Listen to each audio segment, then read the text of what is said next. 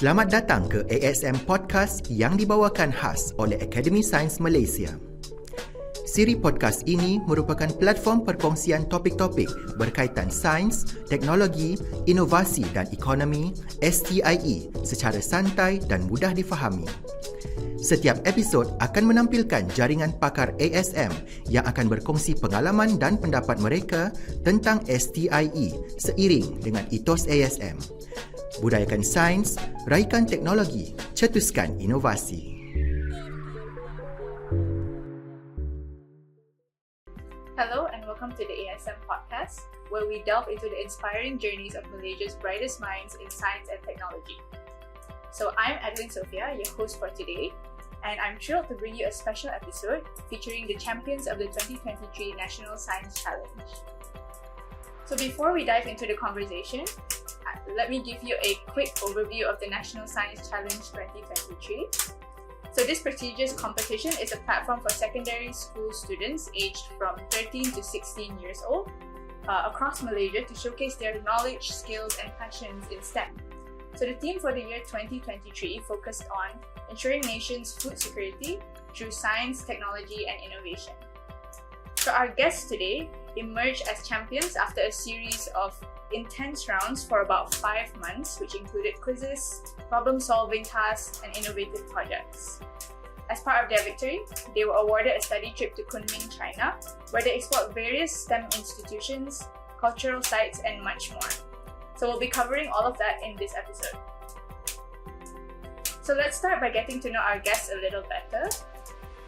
Could each of you introduce yourselves and tell us a bit about your background, maybe any extracurricular activities that you are involved in, and so on.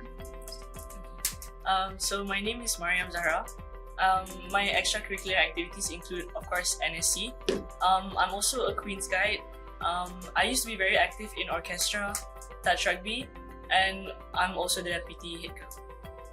Right, so my name is Giovanni, currently a Form 5 student. My extracurricular activities, if I had to choose, I would say I'm a debater, though I'm not active anymore since I'm in Form 5, and I'm also a deputy head boy for this one. NSC? Hi, I'm Ms. Chin Meng. I'm a biology teacher in Kolej Yayasan Saad, Melaka, and also advisor for Girl Guides and Fencing Club. Okay, so very active students. You also have one more team member, which is Aira, who unfortunately is not able to join for today's session, but we will have a short video call with her in the later segment. Okay, so let's start with the journey you had throughout NSC last year. Preparing for the competition, the pitching, what are some of the challenges that you guys faced through?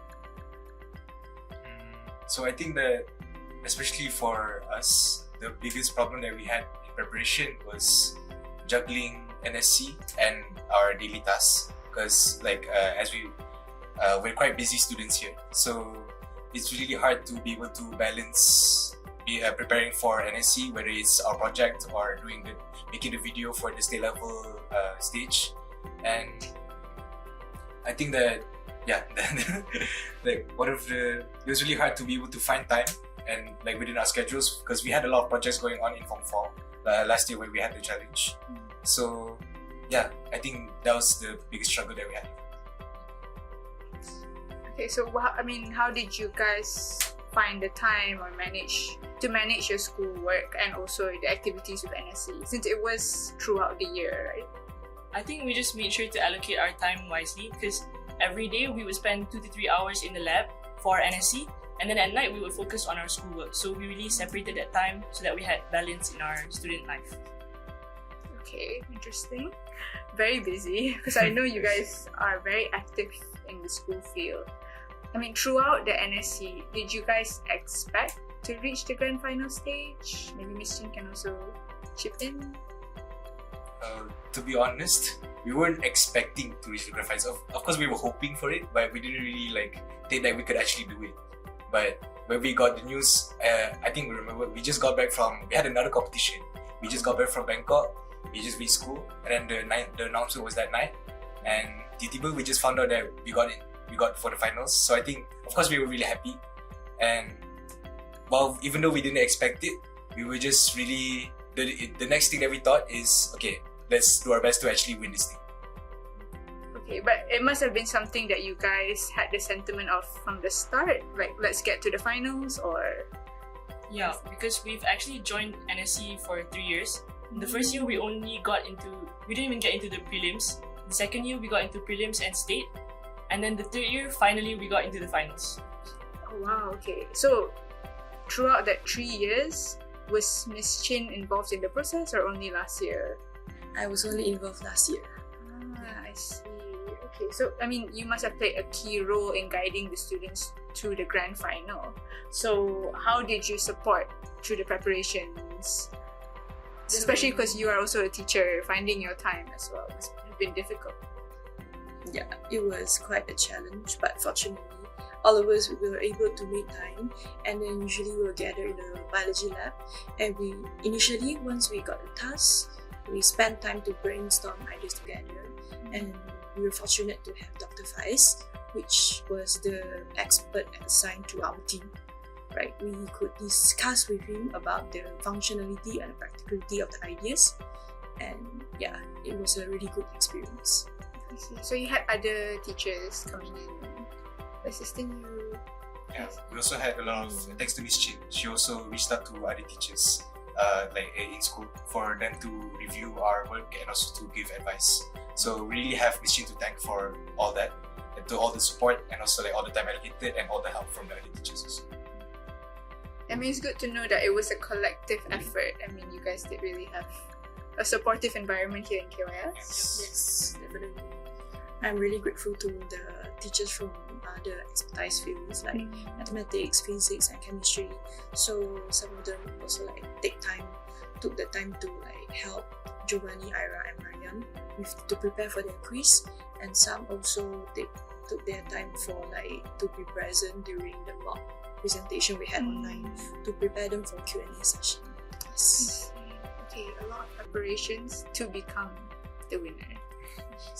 Okay, so let's talk about the unforgettable moment that you guys won, and it was announced that you guys are the winners of the National Science Challenge 2023.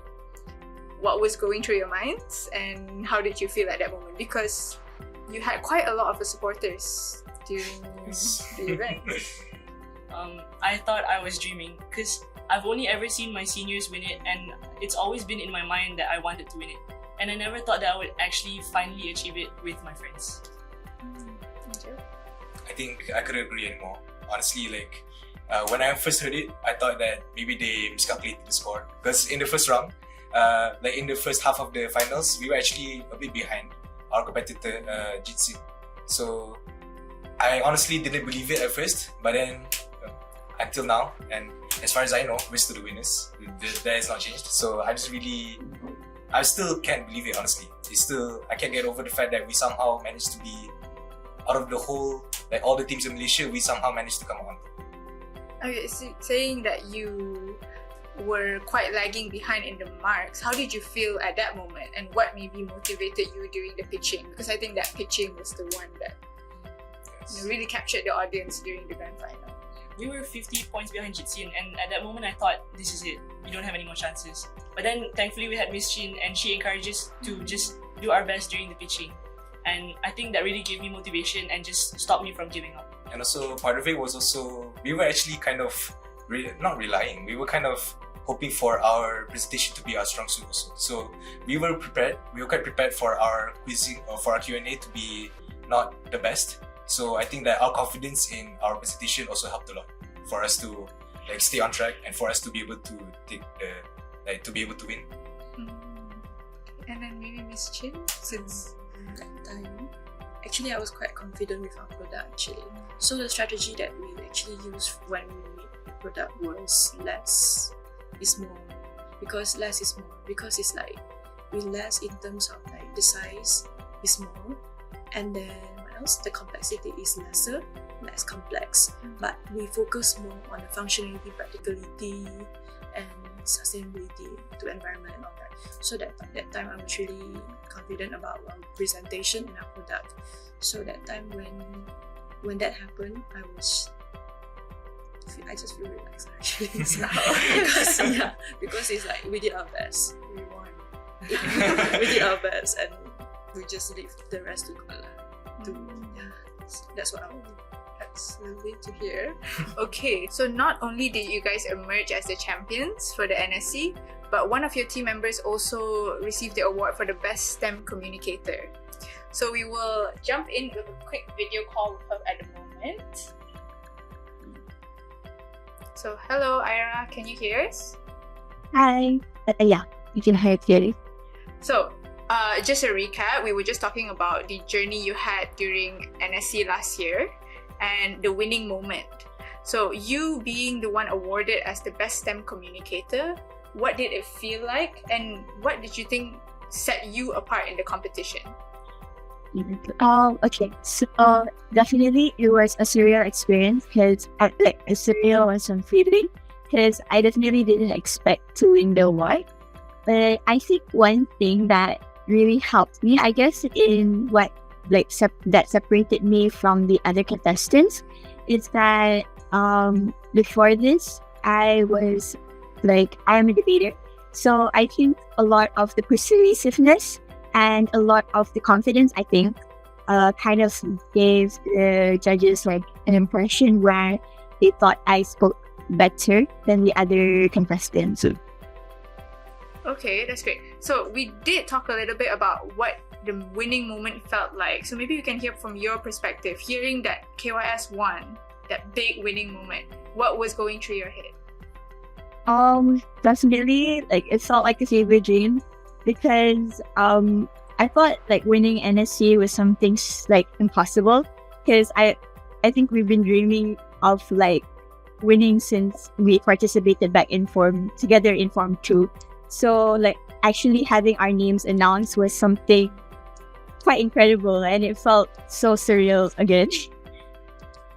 Cool. So you also joined a few years before winning last year because they did mention that as well.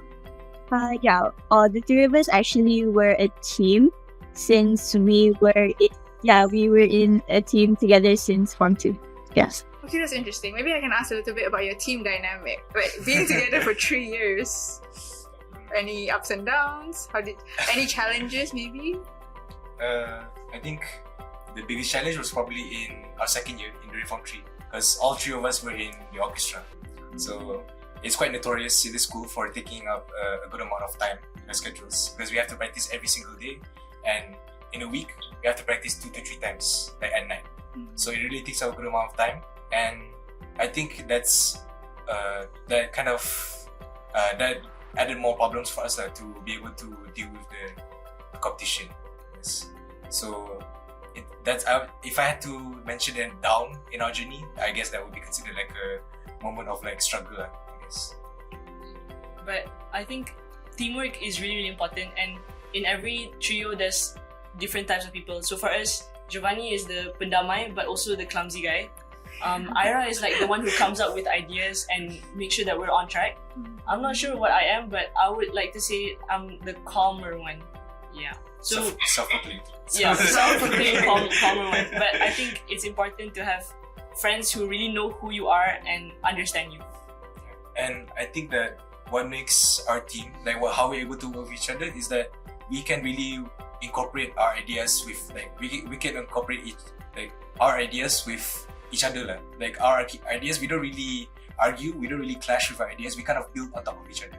So when we have we have A, how about we do this? How about we do that? And then we just keep going until we reach the top. I love that. And Ira, do you agree about what Mariam said? I think agree to a certain extent probably. But no, like I think in every team there must be like an unspoken like rule that you have with each other whereby you have to like understand each other in a certain way in order for you to work well. Like I feel like if we weren't like friends, I don't think we would have like won NSC, we would have gotten this far, because I feel like how close or like how comfortable we are with each other really reflects on how we actually like executed the whole journey of NSC as a whole, and also how we managed to even like get to the finals and managed to win the competition. Okay, great to hear that. So before we end the call with you, and as we move on to the next segment, reflecting on your study visit to Kunming, China, what was the most excited visit that you had, and how did the trip further ignite perhaps your interest in STEM? Okay, for me, I think I had two favorite places. I think one was the Yunnan Bayou visit, and one was the Xinjiang fossil land.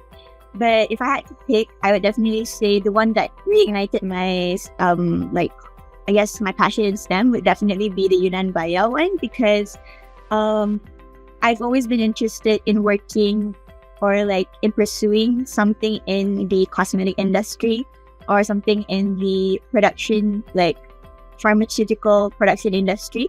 So I think having to see that in real life really made me excited, really made me feel wow, okay, I think this is made me sure that this is something that I wanted to pursue in the future. Okay, that's really great to hear. So I think we will end the call here. Thank you very much for joining us, Ira. We wish you were here. That's all. Bye. Bye. So now moving on to the study trip in Kunming. Maybe I can ask Miss Chin first. As a mentor teacher, what was your initial thought about the study visit? What did you expect? And were there any surprises once you were there? Alright, for the study visit, so initially I thought that it would be, and it turned out to be it would be a good mixture of STEM learning experience, cultural experience, and also maybe we can let students to expose to one or two scenic hotspots in Yunnan, and fortunately we were able to achieve that during the study trip. So I'm really happy and grateful. Yeah. Okay, that's great. So I heard that you guys visited quite a few STEM institutions, like the observatory. There was a fossil land. I'm not too sure. So maybe you guys can explore maybe what are the key items or memorable things that you guys did during those visits. Okay. So one of the most memorable places was definitely the Yunnan Observatory for me, because I'm quite interested in all this space and physics stuff, and we actually got to see a huge satellite. It was a radio telescope, and it was for imaging of stars, and I think it was 40 meters in diameter, so it was really, really big. And we even heard lectures about sunspots, and these studies haven't even been published yet. So it was really interesting to be able to get this knowledge firsthand from experts. So for me, we also visited the Fossil Land Museum, the Zhenjiang Fossil Land Museum, and Mariam's more into the physics or space and all that. I'd say I'm more into staying on the ground, knowing how everything works to the most minute detail.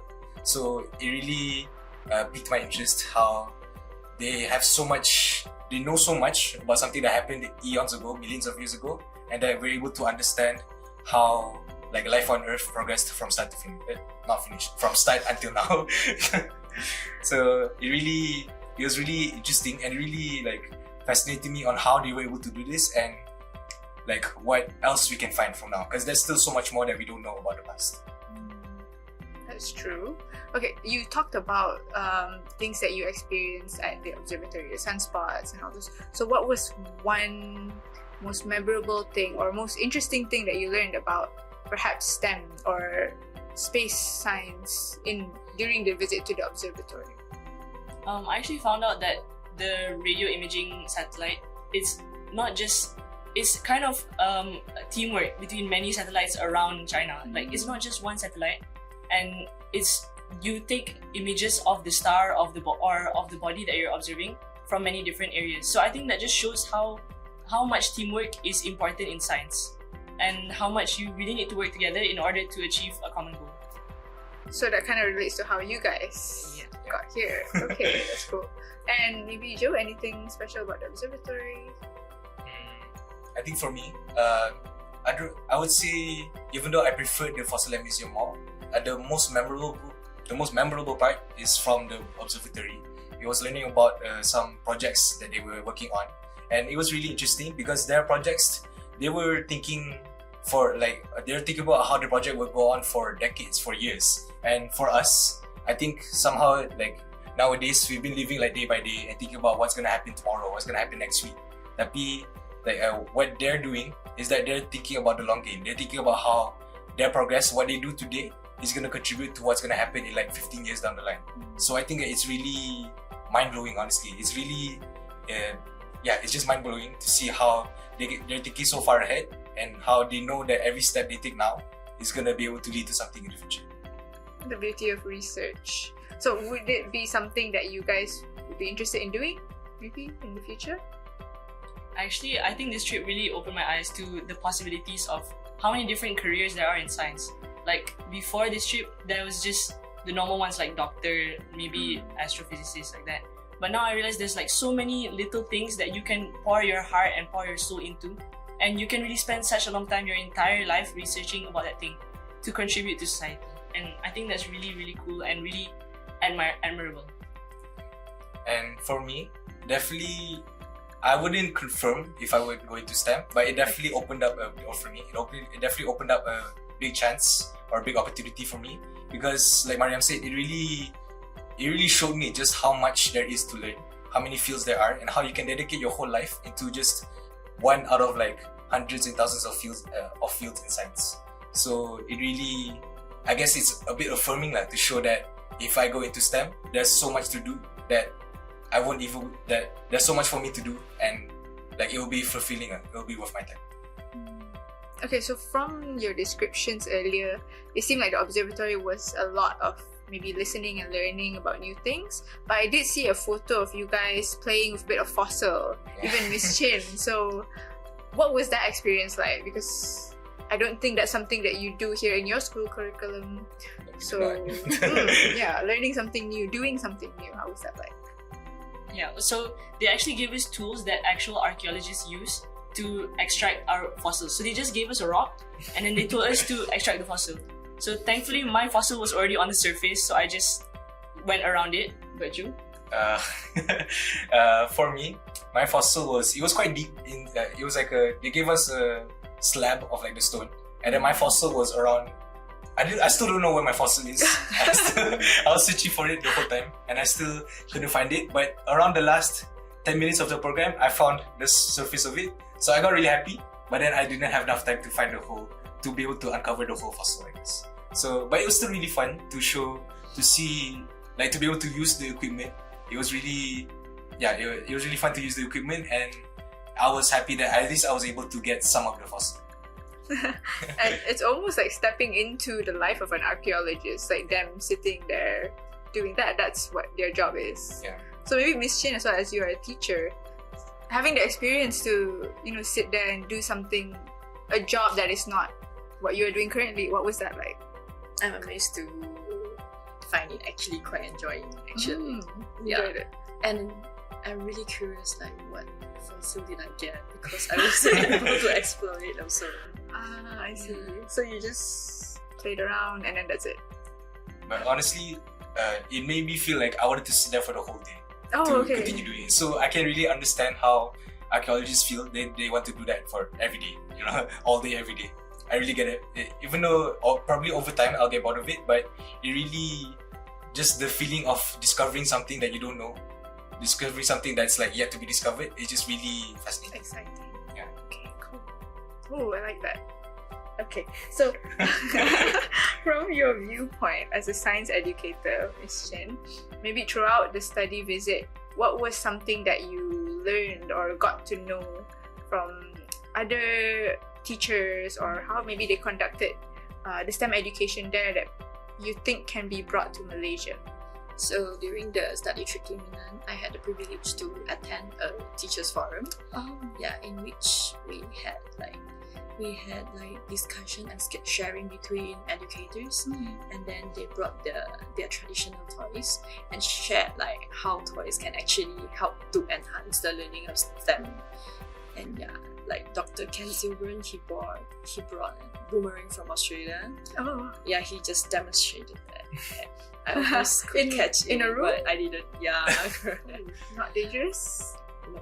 Oh, okay. Yeah, like it's not. Okay, and the one that I remember the most and I find it really impressive is by Mr. Zhao. He's from China. I think he's a secondary school teacher.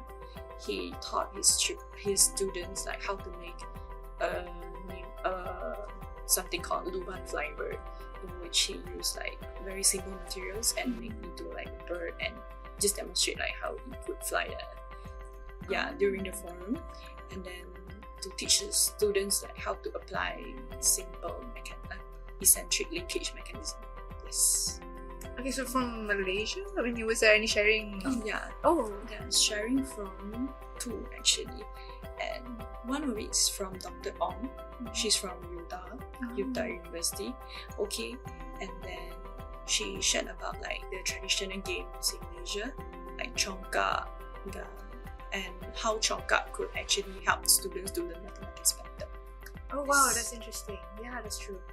So, do you see yourself using that maybe in your ways of teaching with At that students? moment, I was really thinking like what I could do in our biology syllabus. Yeah, I was thinking like what are the topics that we could actually apply. Yeah, I'm still yet to find out. No worries. A lot of trial and error, but hopefully. Okay, so after such an enriching experience, having to go to Kunming, learn about the STEM education there, their institutional sites, what did you get out of it? Perhaps maybe academically or personally? That's a big one. That's a big question. Okay, maybe I can rephrase it. How did the study trip influence your interests? Because perhaps before you mentioned that it broadened your knowledge on what other STEM careers are out there. Okay, so for academically, yeah, like I said just now, it showed me that there's so many things to discover. But personally, it really showed me that you really have to open your mind to new things, because there were so many things that were out of my comfort zone, and I'm really glad that I explored it and I tried it, especially on the scientific side and also on the cultural side, because every single night we had experiencing intangible cultural heritages. That was super fun because I discovered so many things that I didn't know before, especially about China and Chinese culture. And academically, I'm not a bio student, but even going to the Yunnan Bio place, the fossil land, it really made me interested in bio, even though before this I swore I would never learn bio. Oh, swore. Oh, we have a bio teacher right here. Okay, maybe Joe? So that's in terms of academics, but I was able to apply something in terms of like life, I guess, in terms of like personal development.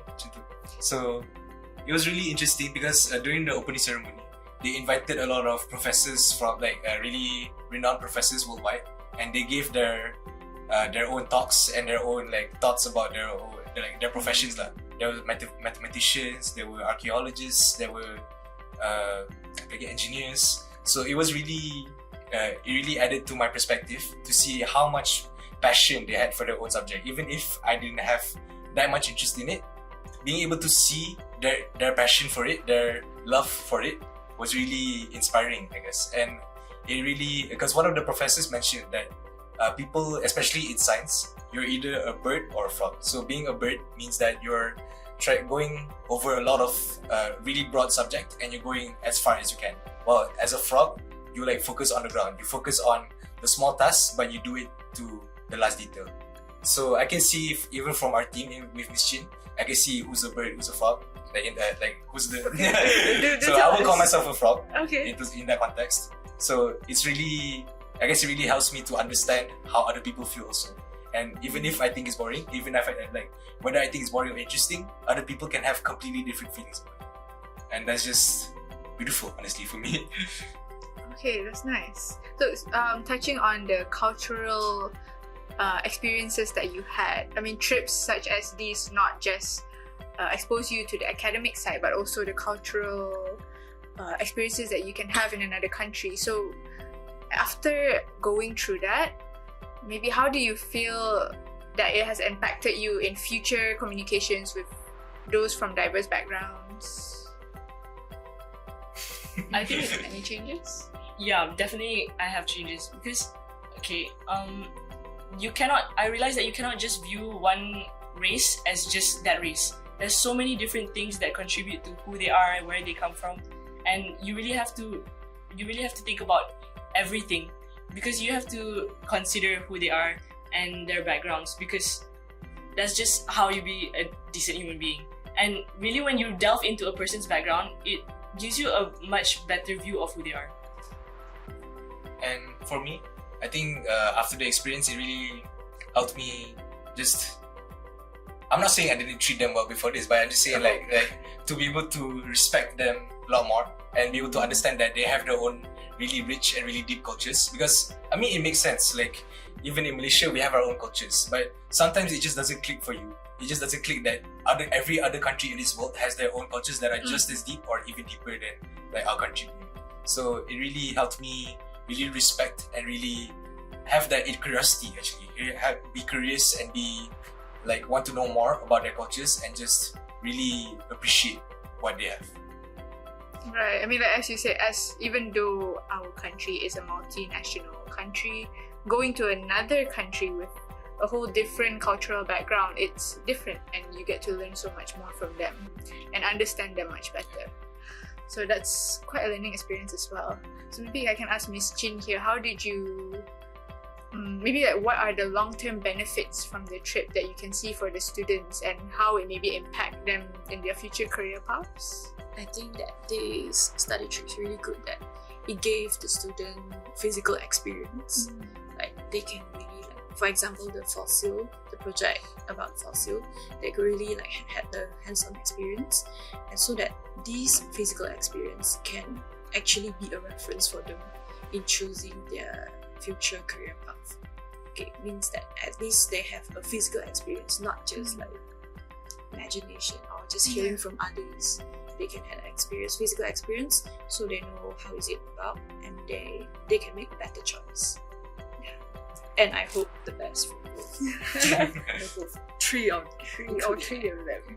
And I'm glad that Joe was able to make friends from different Oh right, okay. So I was happy to see Mariam dancing. okay, I forgot about that. You guys did experience this with other students around your age globally. Yes. So how did that experience feel like? I mean, you're not just learning China, but also other cultures, international cultures. So we actually made a lot of friends. Oman, Sri Lanka, China, of course, Indonesia, Singapore. There's too many to name because there were like 30 countries, I think. 37 countries all over the world who all came here, and they all won science competitions in their specific countries. So it was really cool to see like-minded people who wanted to learn more, just like this. Yeah, so like again, it adds to the point about like seeing and witnessing other people's cultures, like how the same way that we brought Malaysia to China, they brought their own countries to the program also, and it made the program so much more colorful and so much more fun for everyone, because you never know, like every person you talk to has their own cultures, has their own experiences to talk about, so you can never get bored when you talk to anyone there. And I'm really glad to say that we made a lot of friends there. Yeah, we made a lot of friends, and we got lots of pictures, lots of memories, and it was really just in general a really fun experience to be able to witness so much. Okay. I'm glad you guys had the opportunity to experience such an enriching, visit. The culture was there, so I mean, I'm glad you guys seem to have a good time. Yes, we did. That's nice. Okay, so as we wrap up, maybe I would just like to ask a few last questions. How does the journey from NSC as well as the study visit shaped your future aspirations? Meaning, that did it change what you thought about STEM? I mean, Mariam did say it broadened your view, but what is your future aspiration, and did that change what were you planning previously?